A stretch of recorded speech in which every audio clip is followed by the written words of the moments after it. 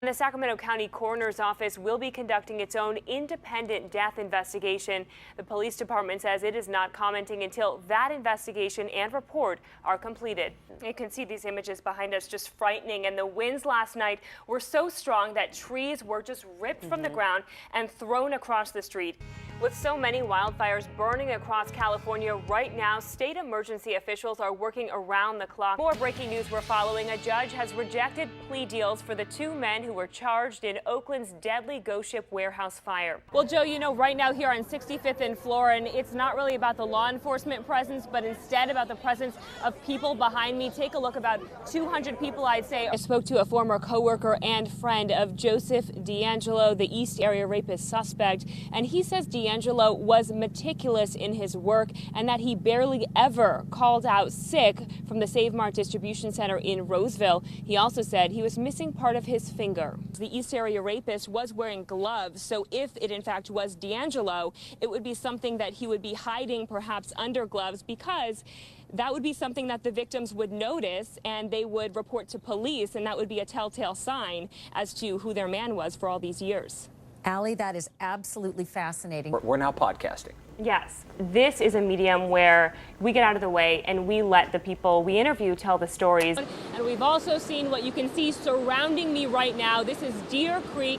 It is raging here in Nevada City, and I'm standing on the porch of the restaurant Lefty's Grill, which was already hit really hard from the last storms in January. They just completed renovations. We're getting ready to open, and then they took on 6 inches of water today. Here in Truckee, there are big piles of snow like this one, which is taller than me, and this snow is packed solid like cement. Behind me, I want you to take a look, and this is just raging flames. They believe Kevin Neal shot and killed his wife and hid her body under the floor of their house before going on that deadly crime spree. But the most emotional person we saw out here was a girl who came out with her mother. She was sobbing because she says she knows the people that live in that home, and she's worried that one of the victims is her friend. A veteran's home in Yountville surrounded by law enforcement. Inside, a gunman has been holding 3 people hostage for the last 7 hours. And tonight, he's showing no sign of giving up. Hello, thanks for joining us. I'm Allie Wolf. Yeah, and Doug, you've been there all morning. What's the latest? What can you tell us tonight? And so you just heard he couldn't really answer many questions. Obviously, law enforcement busy out there at the scene. They said that there has been no confirmed communication between law enforcement and the gunman since about 10:30 this morning. They tried to call him on his cell phone, so clearly they know his number. They know who this person is. Well, Nikki, that's part of what makes this sort of controversial. People are worried that police agencies are going to keep your photos if you're not, in fact, considered guilty of a crime. But the sheriff's department tells us no, they only keep booking photos. So the only photos that will pop up in their system is if somebody's been booked into a jail either in Sacramento or another county. Well, it was a shocking discovery at a Roseville pizza restaurant. Take a look. You see it right there? I don't know what to say. Can we talk about how Martha's winning pose is going to be that robots are taking over and now playing sports? That's all I got to say about that. And actually, they do say. Well, Ty, simply put, Danny Gray said now was the right time. He says the recent Me Too movement helped give him the courage to come forward, to tell his story, to reveal these accusations of sexual assault and rape against his former professor. And he says even now, 30 years later, it's hard to talk about.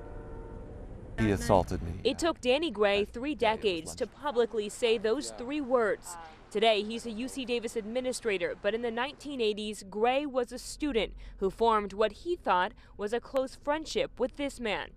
To think seriously about musical compositions. His professor and symphony director, Kern Holloman. I definitely had him high on a pedestal. Gray says weekly lunches with Holloman escalated to sexual assault when Professor Holloman brought him home and into a jacuzzi. Gray says he confronted the professor afterwards. I was thinking, you're married, you're my professor. You know, for so many reasons that can never happen again. It did happen again, says Gray. This week he published a blog post detailing the alleged incidents. He writes that Holloman raped him during a trip to Mendocino his sophomore year, a trip he knew was a bad idea. I agreed to go with him.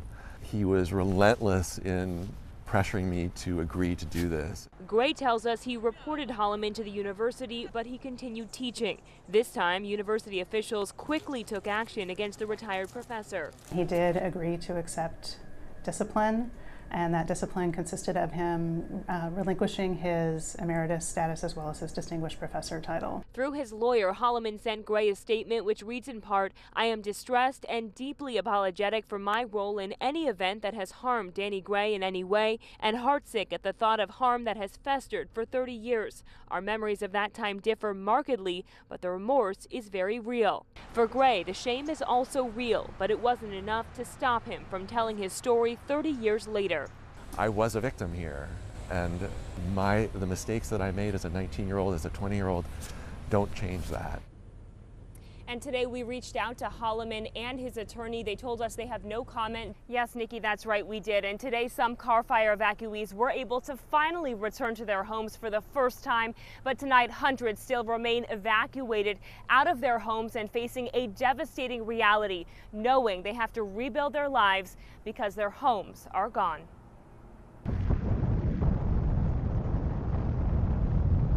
This is what hundreds of Carr Fire evacuees will return to. Neighborhoods once lined with homes, reduced to piles of debris, twisted metal, and ash. I lost it all. Every bit of it. I'm sorry. It's okay. It's okay. One of these homes in the Keswick Estates belonged to Sarah Joseph Anaya. She hasn't been back yet, but she already knows everything's gone. It's just been devastating, period. It's so hard. I just can't get my mind around. For her, it's unbelievable because she had minutes to escape the unforgiving flames that killed 6 people. Because I lost everything. I mean, they gave you like 5 minutes to get out. Well, what do you grab in 5 minutes? She joined hundreds of others at a community meeting in Redding Monday, seeking answers about the largest fire burning in California. A fire so devastating, Sorry. first responders choke up. It's been a hell of a month for our firefighters, and I'd really like to thank the community for the tremendous amount of support. The community gave a standing ovation for crews who risked their lives for their safety. The fire burned up to my street. Mike Horman evacuated Thursday after seeing a fire tornado whirling toward his home. Oh yeah, dark smoke, and I could hear explosions. He still has a house, but his neighbors don't. So the house here burned down, the house here had the roof ripped off, and then my house is here and it's covered in trees and whatnot. He considers himself lucky, knowing there are hundreds of others like Sarah Joseph Anaya who have no idea what to do next. We're going to try to find a house or an apartment or something, and hopefully we can, you know, it's so hard. And still a lot of anxiety and devastation in this community. The Shasta County Sheriff tells us tonight that 19 people remain missing or unaccounted for in the Carr Fire. Live from Redding, Allie Wolf, Fox 40 News. Allie, thank you.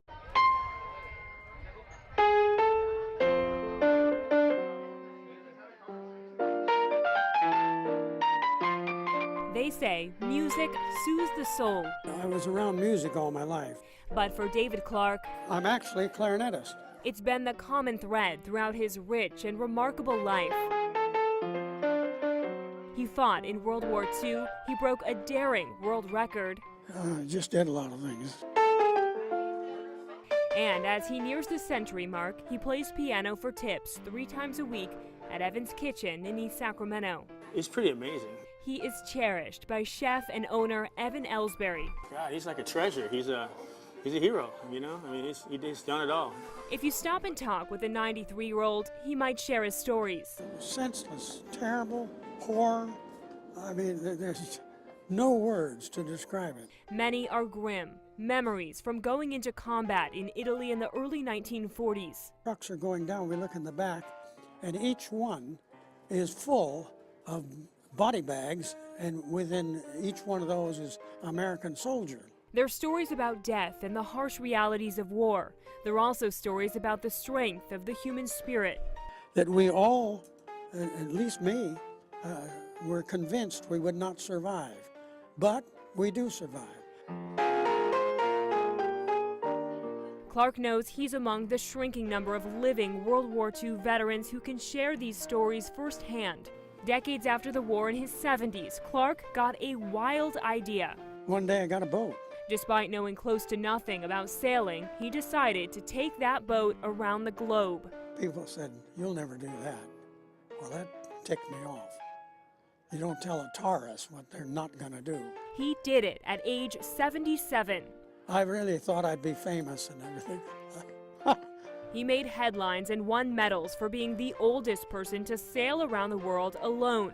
Throughout the epic 2-year journey, music was his livelihood. After I got into port, I was able to play and make music and make money. And these days, music still keeps him going. I have great belief that anybody can do anything. He has no plans to stop sharing his music and his stories with whoever passes through, eager to listen. In East Sacramento, I hope he keeps going till he's 100. Ali Wolf, Said he's going to. Fox 40 News.